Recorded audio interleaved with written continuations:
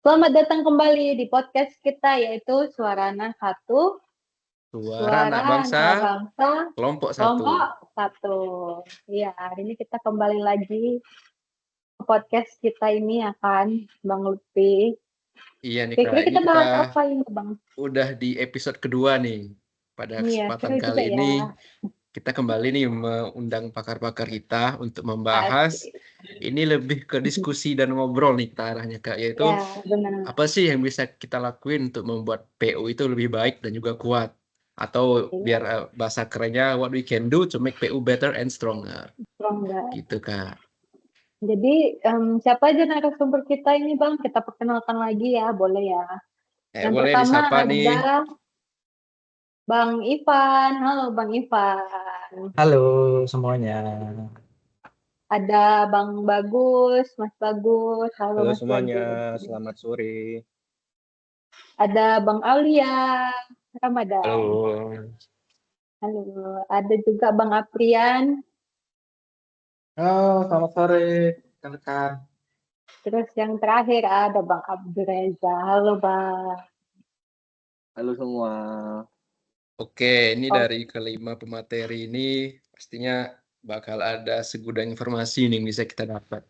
Mungkin kita langsung aja iya. masuk kepada pembahasan kita pertama. Saya mau ke Mas Ivan nih. Nah, menurut pendapat Mas Ivan, setelah Latsar dan apa saja sebegitu banyaknya materi yang kita dapat, apa sih kira-kira yang bisa kita lakuin gitu untuk PU bisa lebih baik dan juga lebih kuat? Oke, terima kasih waktunya Mbak Linda dan Mas Sufi. Jadi di sini menurut saya hal yang perlu dikembangkan untuk menjadi PU yang lebih baik itu mungkin dari saya itu yaitu mendigitalisasi arsip di Kementerian PU. Nah, ini bertujuan untuk meningkatkan efisiensi pengelolaan dokumen, mempermudah akses informasi, serta menjaga keamanan serta kelestarian arsip. Nah, proses ini melibatkan pemindahan dokumen fisik menjadi format digital, penyimpanan dalam sistem yang lebih terstruktur, penempatan metadata untuk memudahkan pencarian dan pengelolaan. Nah, di sini untuk mencapai digitalisasi ini memang butuh tantangan. Yang pertama, keamanan dan privasi. Keamanan dan privasi ini itu memastikan keamanan data dan kerahasiaan informasi yang tersimpan dalam sistem yang diinstal. Kemudian ada penguatan infrastruktur dan sumber daya alam. Ini meliputi investasi dalam perangkat keras, perangkat lunak, dan pelatihan sumber daya manusia dalam pengolahan sistem digital dengan lebih baik. Kemudian ada perubahan budaya. Nah, di sini kan sebelum-sebelumnya mungkin banyak yang menggunakan berkas-berkas yang bentuknya hard file. Nah, di sini mungkin kita akan melatih sumber daya manusia untuk mengelola dengan sistem digital yang lebih baik. Sebenarnya Kementerian PU ini sudah mengembangkan aplikasi e-arsip yang dapat diakses melalui earsip.pu.go.id. Nah, cuman kan untuk sekarang ini belum terlalu didorong untuk pemanfaatan dari website e-arsip ini. Mungkin dari saya itu saja, Mas Lutfi, Mbak Linda.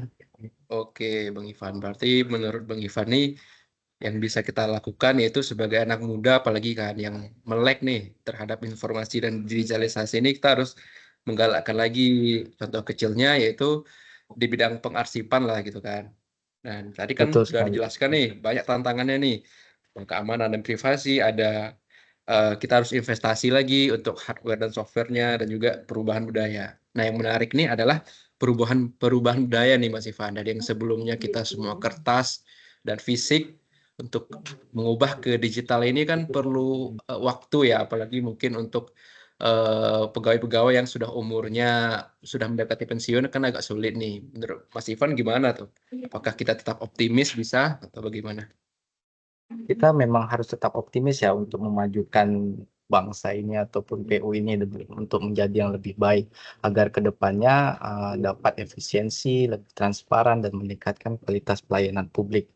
Nah, mungkin salah satu cara untuk biar kita mendorong SDM agar lebih maju yaitu mengikuti pelatihan-pelatihan dalam bidang kearsipan agar SDM yang ada itu mampu untuk mengelola sistem digital dengan lebih baik. Oke, Mas Wan, menarik nih. Berarti apapun itu kita harus tetap optimis ya untuk ya tujuannya kembali lagi semuanya kan untuk bangsa ini karena kita sebagai anak muda yang akan menjadi penerus bangsa ini, ya apapun itu kita harus tetap optimis. Oke, ini menarik nih Kak Linda, Sekali. materi yang pertama nih. Iya ya Bang, ini digitalisasi ya kan. Kementerian mana yang tidak bergerak ke arah digital di zaman sekarang ini ya kan. Lebih lagi setelah COVID kemarin kan kita harus jaga jarak, tidak boleh berkumpul. Jadi semakin masif lagi nih pergerakan untuk digitalisasi sistem di kementerian kita ini. Oke, selanjutnya kira-kira aku pengen tahu nih insight dari Mas Bagus nih, ya kan. Menurut Mas Bagus apa yang bisa kita lakukan untuk membuat Kementerian PU ini semakin lebih baik lagi dan juga lebih kuat lagi, Bang? Silakan, Bang. Oke, terima kasih. Halo semuanya. Senang banget bisa gabung di podcast dengan jutaan subscriber. Amin. Terima kasih sudah mengundang saya untuk ngobrol tentang satu topik yang kadang kita anggap itu sepele, tapi sebenarnya sangat menentukan, yaitu kedisiplinan bagi ASN. Bagi saya, disiplin itu nggak cuma soal absensi atau pakai seragam sesuai aturan. Dari itu, disiplin adalah soal tanggung jawab, komitmen, dan konsistensi dalam memberikan pelayanan yang terbaik kepada masyarakat. Kalau kita longgar di bagian ini, dampaknya bisa terasa langsung. Bukan cuma di kinerja kita, tapi juga di kepercayaan publik. Seperti itu, Kak Linda. Nah, kalau gitu Bang, untuk kita nih, supaya kedisiplinan kita ini makin tinggi lagi nih, kira-kira apa Bang kiat-kiatnya atau tips-tipsnya Bang yang bisa kita mulai Bang dari sekarang? Baik, terkait strategi atau aksi untuk menumbuhkan kebiasaan disiplin dalam bekerja, mungkin beberapa hal yang dapat kita lakukan adalah melaksanakan sosialisasi nilai bela negara dan disiplin ASN dengan kegiatan webinar, diskusi internal, dan pembekalan saat apel pagi. Kemudian bisa dengan penerapan disiplin waktu. Itu dengan bentuk pelaksanaannya yaitu sistem absensi elektronik, rapat tepat waktu, dan batas penyelesaian dokumen. Dan yang nggak kalah penting juga adalah teladan pimpinan. Dengan pimpinan hadir tepat waktu, kita bisa mencontohnya sebagai kebiasaan yang akan kita terapkan pada kehidupan kita saat bekerja. Gitu sih Kak Lita. Baik Bang, berarti harus awalnya mungkin terpaksa dulu ya, baru lama-lama akan menjadi kebiasaan ya Bang, baru dia bisa membuat meningkatkan kedisiplinan kita ya sebagai ASN. Oke, gimana Bang Lutfi kira-kira sejauh ini? Oke, ini untuk materi dari Mas Bagus ini cukup bagus sesuai dengan namanya ya kan. Dimulai dari hal kecil kita sebagai ASN ini ya harus menegakkan kedisiplinan gitu karena kan kita sebagai pelayan publik tentu itu harus dijaga untuk menciptakan pandangan yang baik dari publik. Oke, selanjutnya kita pilih kepada ketiga kepada saya mau nanya ke Mas Aulia nih. Menurut Mas Aulia, apa aja sih yang bisa kita lakuin nih selain dua hal tadi yang untuk bisa memajukan PU? Oke, Mas Lutfi. Jadi banyak sebenarnya yang bisa kita lakuin untuk membuat PU menjadi lebih baik lagi. Cuman salah satunya ini dari keresahan kita juga ya. Kita pasti merasa kenapa sih kok grup ini terlalu banyak gitu ya. Jadi kita berkomunikasi juga sulit. Kita ada grup A, grup B, grup C. Bahkan untuk satu hal yang sama ada lebih dari satu grup mungkin ya. Jadi sebenarnya banyak hal-hal yang dapat terlewatkan di sini. Contohnya pengalaman sendiri, kemarin ada berita atau informasi yang terlewatkan yang harusnya sudah dapat saya selesaikan pada hari itu, tapi malah terlewatkan. Jadi ini menjadi suatu tidak efektif ya dalam cara kita berkomunikasi antara rekan kerja. Nah, untuk solusinya bagaimana? Sebenarnya banyak sosial media yang sudah kita gunakan itu mereka memiliki fitur untuk menggabungkan grup-grup ini menjadi satu grup besar. Dan tetap mempertahankan grup-grup kecilnya ini. Jadi membuat kita tidak terlalu banyak grup dan mempermudah kita untuk berkomunikasi dengan rekan kerja yang lebih efektif. Oke, ini menarik nih. Ini di bidang komunikasi berarti ya. Ini saya juga ngerasain sendiri ya Mas Ale ya. Dengan banyaknya tugas dan banyaknya mungkin pembentukan kelompok atau grup-grup kecil entah itu berdasarkan tugas atau tanggung jawab. Karena pusing juga nih kebanyakan grup nih. Nah, mungkin itu bisa jadi solusi yang cukup efektif ya untuk komunikasi kita agar tidak ada hal yang terlewat. Cuman kayaknya ini ada tantangannya gitu kan untuk kita memperbarui cara komunikasi kita ini. Gimana kira-kira tantangannya itu, Mas Aulia? Nah, iya tentunya suatu solusi pasti ada tantangannya dong untuk penerapannya kan. Di sini kan kita ya tantangannya itu bagaimana kita mensosialisasikan bahwa ini ada fitur baru loh supaya kita bisa jadi lebih mudah. Kita harus mensosialisasikannya ke orang-orang, terutama mungkin yang mungkin sudah dekat-dekat usia pensiun, mungkin agak terkendala dengan penggunaan teknologi ya. Cuman kalau kita terus mensosialisasikan kepada mereka, terutama bagi kita-kita ini yang kalangan muda, kita membantu mereka dalam mengenalkan teknologi ini, ke depannya semuanya akan jadi lebih baik dan lebih efektif. Oke, oke, Mas Aulia. Ini cukup menarik ya, dan ini kayaknya yang paling bisa cepat diaktualisasikan di kantor, ini bisa salah satunya gitu. Oke, ini menarik nih Mbak Linda. Menurut Mbak Linda gimana? Iya Bang, ini juga cukup menarik ya untuk dibahas tentang efisiensi komunikasi ya. Semoga kedepannya kita bisa menerapkannya ya Bang. Oke, selanjutnya nih kita berpindah ke Mas Aprianur. Mas, gimana nih menurut Mas sendiri? Apa yang bisa kita lakukan untuk membuat PU kita ini lebih baik dan juga lebih kuat lagi Bang? Oke, Kalinda, terima kasih untuk waktunya. Jadi kan tadi udah dibahas nih, yang tadi pembahasannya tentang efisiensi komunikasi. Nah, sekarang kan juga kita ini juga terdampak pada efisiensi pada anggaran, ya kan? Jadi mungkin aku di sini mau ngebahas terkait efisiensi juga. Jadi efisiensi ini topik yang menarik gitu, karena lagi hangat lah Betul. diperbincangkan, gitu Iya, ya kan? betul Bang.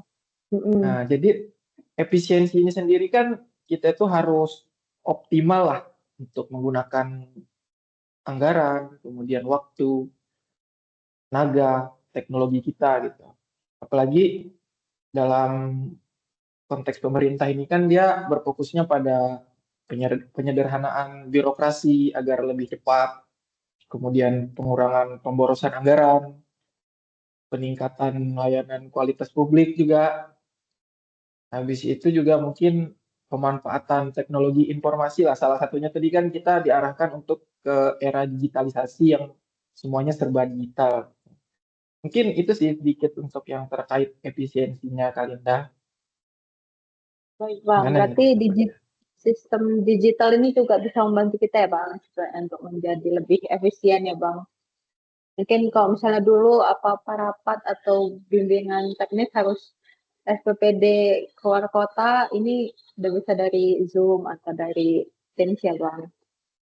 Betul, Terus itu mungkin dokumen juga ya Bang, biasanya kita ngeprint dia bisa pakai PDF atau apa gitu ya. betul, itulah salah satunya kita jadinya mengurangi anggaran Benar. pengeluaran. Dampak Ya, positifnya juga kita harus cepat beradaptasi dengan benar. perubahan-perubahan yang ada gitu. Kemudian transparansi sama akuntabilitas kita juga lebih mudah lah untuk dipantau gitu. Jadi mengurangi potensi kita untuk korupsi dan penyalahgunaan wewenang. Kemudian Iya Bang. produktivitas pegawai juga lebih meningkat dan ya yang paling penting tadi memang menghematkan anggaran sih ya. Karena ranahnya ke situ. Iya. Itu sih. Cuman kalau untuk digital mungkin agak sulit ya Bang kalau untuk yang senior-senior ya. Betul, Gimana tuh itulah Bang jadi kira-kira itu? menginikannya, Jadi itu mengatasi. tugas kita lah sebagai CPNS muda ini yang lebih melek teknologi supaya bisa lebih mengedukasi para kaum yang lambat lah mengenai teknologi ini kan tugas kita lah jadinya kan gitu sih. Iya, kita sebagai generasi muda sebenarnya memaklumi ya Bang. Kita bukan maksudnya menggurui, tapi memberikan informasi supaya kita semua juga bisa sama-sama bisa gitu ya kan Bang. Betul Karinda. Oke Bang. Oke, kita berarti udah ada 4 topik ya Bang Lutfi ya. Iya nih Kak, udah ada 4 topik berbeda yang disampaikan. Terus ini masih ada satu lagi nih dari pakar Ini kita gongnya nih Bang. pada Bang Reza. Nah, menurut Bang Reza sendiri nih, selain 4 topik tadi, apa aja lah lagi nih yang bisa kita lakukan untuk membuat PU ini menjadi ke arah lebih baik? Nah, terima kasih waktunya para host. Tapi kenapa saya terakhir terus ya? Udah diambil nih idenya. Cuman masih berkaitan juga sama yang teman-teman kita bilang tadi ya, efisiensi. Nah, kalau misalkan tadi ada namanya efisiensi dari digital, kalau saya dari waktu aja nih.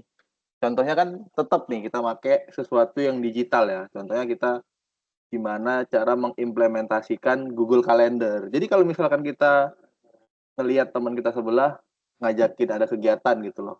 Oh, share dong Google Kalendernya besok ngapain gitu loh. Mau ngajak kemana gitu kan. Atau ada apa, minta bantuan apa itu enak gitu. Nah, apalagi kan kita kan TU ya, yang teknis ya. Yang paling penting itu untuk manajemen proyek kan. Untuk monitoring, evaluasi proyek. Itu tuh kita juga bisa lakukan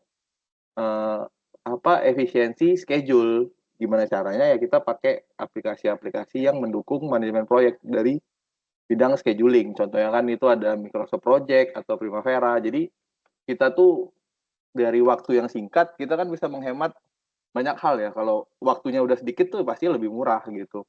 Nah, jadi sesuai juga sama yang teman-teman bilang tadi, gimana sih cara kita tuh mengefisiensikan waktu kita ya dari digitalnya yang komunikasi digitalnya yang lebih bagus, administrasi yang lebih bagus, ya terus salah satunya lagi tuh scheduling kita lebih bagus sih. Jadi kita tahu nih besok mau ngapain. Jadi kita bisa prepare lah gitu. Oke, mungkin itu sih Kak. Oke, ini cukup menarik nih, soalnya ini inovasinya ada di digitalisasi seperti yang sudah disampaikan sebelumnya, dan juga impact-nya ke kedisiplinan dan juga efisiensi waktu. Nah, ini mirip-mirip nih sama tadi Bang Aulia. Berarti ini kita bisa dengan kita paham teknologi scheduling, impact-nya itu kita bisa tahu nih jadwal kita apa aja dan kita bisa mempersiapkan materinya seawal mungkin Iya, biar bener. Jadi materinya kita itu efisien ya. nggak perlu kayak buat tabel satu lagi ya, tinggal tandain aja di kalender kan. Misalkan ngirim nih schedule ini segala macam, kirim aja ke kalender. Terus kalau misalkan kayak di proyek ya, kalau pakai Excel kan kita harus ngetik dulu satu-satu kan. Kalau di Microsoft Project itu kan tinggal masukin namanya, ketik harinya enter, udah selesai tanggal berapa mulai, tanggal berapa berakhir gitu. Paling itu bakalan jadi hal yang bisa memberikan banyak manfaat, mau dari kedisiplinan kita, terus efisiensi waktu, efisiensi biaya pasti juga kan, karena kita nggak perlu lama-lama gitu. Oke, ini kelima materi ini cukup baik ya untuk inovasi-inovasinya ini emang membuat PU ini ke arah yang lebih baik. Nah, ini kan udah dari kelima pakar nih Kak Linda. Sekarang aku mau nanya Ya, hostnya Bang. langsung nih ke Kak Linda nih. Menurut Kak Linda ini selain yang sudah disebutkan pakar kita, gimana sih menurut Kak Linda hal-hal yang bisa membuat PU itu kan lebih baik? Kalau menurut aku sih ya Bang, mungkin gimana kita bisa menggerakkan pegawai-pegawai di Kementerian PU untuk bisa lebih rajin lagi mencari ilmu-ilmu baru, jurnal-jurnal baru, itu juga penting ya Bang. Mungkin kalau di proyek-proyek kan mungkin ada alat baru nih yang bisa lebih cepat mengerjakan proyek jalan misalnya atau proyek SDA gitu ya kan Bang. Pasti kan setiap hari tuh ada perkembangan baru terkait ilmu pengetahuan sipilnya nih Bang. Jadi aku harap sih kita udah lebih update lagi lah untuk informasi-informasi yang keilmuan kayak gitu. Supaya kita tidak terus stuck di ilmu atau penerapan ilmu yang sama terus sampai 50 tahun itu kan ngapain ya? Apalagi sekarang udah apa namanya? Udah informasi tuh cepet gitu masuknya ke Indonesia. Yang aku lihat sih yang kurang itu sih Bang, untuk ilmu pengetahuan atau update-update terbaru teknologinya. Berarti Proyek ini lebih ke pengembangan sumber daya manusianya ya Kak ya. Dimana Iya kan Bang. PU ini bagus atau tidaknya kan tergantung pilotnya, tergantung penggeraknya. Jika SDM-nya maju, berarti apapun yang dilakukan pasti akan lebih baik PU-nya ke depannya gitu ya Kak ya. Iya Bang. Betul sekali. Ya, menarik juga Baiklah. nih dari Kak Linda. Kalau menurut Bang Lutfi sendiri nih, aku lempar lagi nih. Menurut Bang Lutfi nih, Kayak aku juga kira-kira ada apa nih? satu bahasan nih. Mungkin yang akan aku sampaikan itu mengenai korupsi dan penyuapan nih Kak Linda. Waduh, Dimana kita kan bahas di ini. PU ini kita sudah ada SMAP ya, atau Sistem Manajemen Ya, Anti betul. Korupsi, atau Sistem Manajemen Anti Penyuapan, sorry. Dimana ini nih diadopsi dari ISO-nya internasional, ISO 37001 tahun 2016 tentang Sistem Manajemen Anti Penyuapan. Apa sih tujuannya SMAP ini? Mungkin kita bahas sedikit dulu ya, apa tujuannya diterapkan di PU. Yang pertama tentunya untuk mencegah terjadinya praktik penyuapan, terus untuk mendeteksi nih, ada nggak indikasi penyuapan, dan juga menangani kasus penyuapan dengan mekanisme yang jelas. Nah, kalau kita bahas SMAP ini pasti banyak yang bilang, ini mah materinya udah lama, udah sering banget dibawa, udah bosen gitu kan. Nah, cuman yang perlu kita ingat bahwa ini tuh terjadi di Indonesia itu nggak sedikit gitu. Bahkan jika kita lihat klasemen nih, akan ada tuh klasemen korupsi tuh. Ada yang mungkin dari Pertamina udah sampai 900 triliun, entah itu dari fisik ataupun dampaknya, dan juga PT Timah dan yang lain-lain. Dan kalau di negara ASEAN pun menurut data dari 11 negara ini kita peringkat 5. Dan di internasional nih ada suatu survei diadakan dari 180 negara, kita termasuk ke peringkat 99 atau di bawah gitu. Nah, jadi apa sih tujuannya SMAP ini diterapkan? Di Kementerian PU ini juga udah menerapkan beberapa bentuk kegiatan SMAP gitu kan. Ada WBS atau whistleblowing system, di mana mekanisme pelaporan yang disediakan untuk menerima informasi nih, entah dari pihak eksternal ataupun internal terkait tindakan korupsi. Yang kedua, tiap instansi itu ada membuat FKAP atau fungsi kepatuhan anti penyuapan. Itu kayak sebuah tim yang dibuat. Tujuannya itu bertanggung jawab nih untuk penerapan, pengawasan, dan juga peningkatan terhadap SMAP di instansi itu. Dan yang ketiga contohnya fakta integritas. Ini baru kemarin saya beberapa waktu yang lalu, mungkin kita semua ya, kita tanda tangan tuh fakta integritas. Ini tuh salah satu bentuk pencegahan. Nah, itu dia tentang SMAP. Kenapa sih korupsi ini tuh materi yang sangat umum gitu. Lalu dampaknya tentu besar ya, bukan cuma ke PU tapi ke Indonesia juga. Dan juga karena ini berhubungan dengan jabatan fungsional saya ya kayak sebagai pengelola pengadaan, mungkin banyak orang awam yang bilang nih, wah pengadaan itu lahan basah tuh, nah, gitu-gitu. Stigmanya orang yang nggak tahu gitu. Karena itu mungkin saya sebagai Jafung Pengadaan dan juga Kementerian PU ya yang bergerak di bidang pembangunan, itu kan ngabisin duit tuh kerja kita tuh, ngabisin duit terus. Nah, ini nih yang harus jadi concern. Nah, betul Kak. Mungkin dari kita sebagai ASN muda bisa terus mengingatkan sesama ASN terkait hal ini, dan juga kita harus menggalakkan lah SMAP ini agar tidak terjadi hal-hal yang merugikan negara. Dari aku begitu sih, Kak Linda. Iya, mungkin SMAP itu banyak underestimate kali ya Bang, sama orang-orang. Mungkin kayak bentuknya cuma laporan, ngapain gitu ya. Betul Kak. Cuma surat-surat, tanda tangan, apa segala macam. Tapi sebenarnya kalau itu diterapkan dengan dari hati dan betul-betul, sebenarnya itu bisa merubah sistem kerja kita ya Bang. Betul Kak. Lebih baik lagi.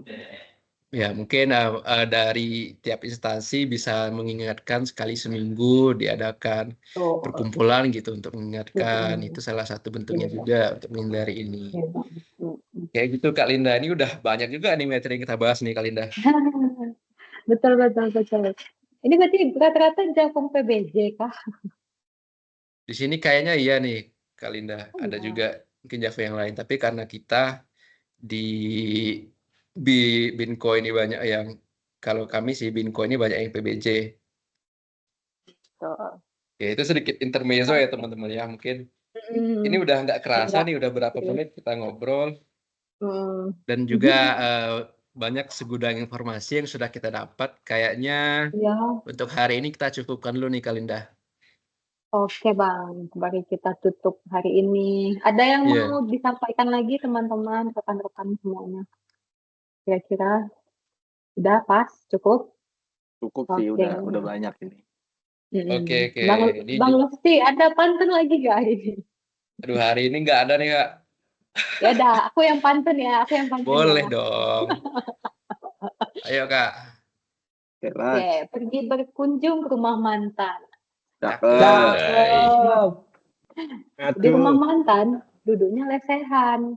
Cakep. Aduh, kenapa tuh? Saya ucapkan terima kasih untuk perhatian teman-teman Cakep. dan mohon maaf jika ada kesalahan. Wih, Oke, Mas. mantap ini Kak Linda nih.